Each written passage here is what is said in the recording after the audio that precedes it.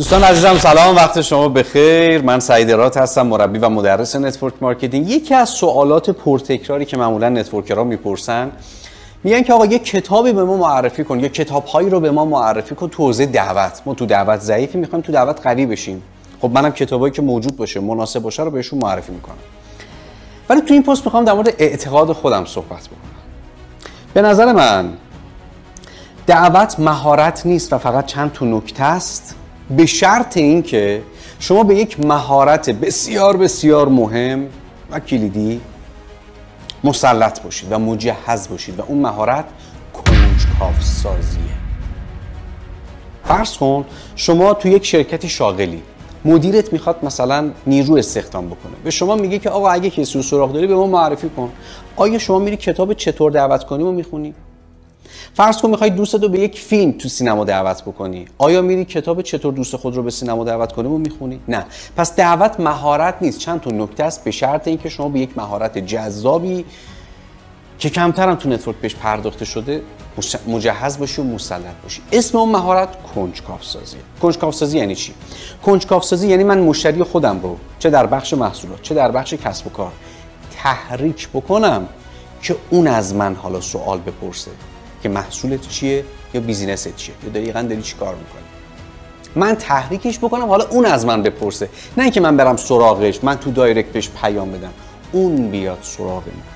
یعنی من جذاب ارائه کنم کارم رو و تحریک کننده صحبت بکنم که اون جذب فضای کاری من یا محصول من بشه. یادم میاد توی یکی از تیم هام توی جنوب ایران یکی از دخترای مجموعه ما داداشش رو می‌خواست پرزنت بکنه. داداشش هم از کارکردهای قدیم کوست بود. دیگه کوستی هم میدونی دیگه چه جوری آموزش دیدم قبلا.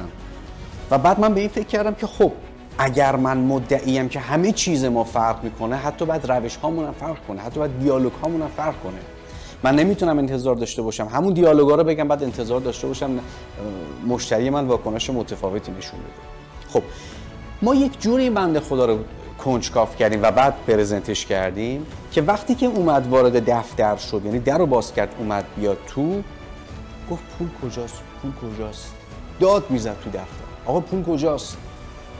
یعنی یک جوری کنجکاو شده بود، کسی که قبلا پرزنتور بود، کسی قبلا نتورک کار کرد، نتورک کوست رو کار کرده، ولی یک جوری کنجکاو شد که اصلا متوجه نشد داره دعوت به نتورک میشه.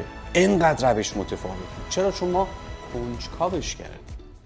پس کنجکاو سازی رو یاد بگیرید، چون کمترین مزیتش میدونی چیه؟ کمترین مزیتش اینه که اگر بگی ساعت 5 فلان جا باش، یارو به 5 اونجاست. چرا؟ چون کنجکاوه و بعداً نمیتونه شاکی بشه که چرا به من معرفی کردی. میگه خب خودت خواستی. اگر میخوای زنبورها رو جذب بکنی که برات عسل درست بکنن، باید اول یک باغی از گل‌های زیبا و خوشبو رو ایجاد بکنی که زنبورا بیان.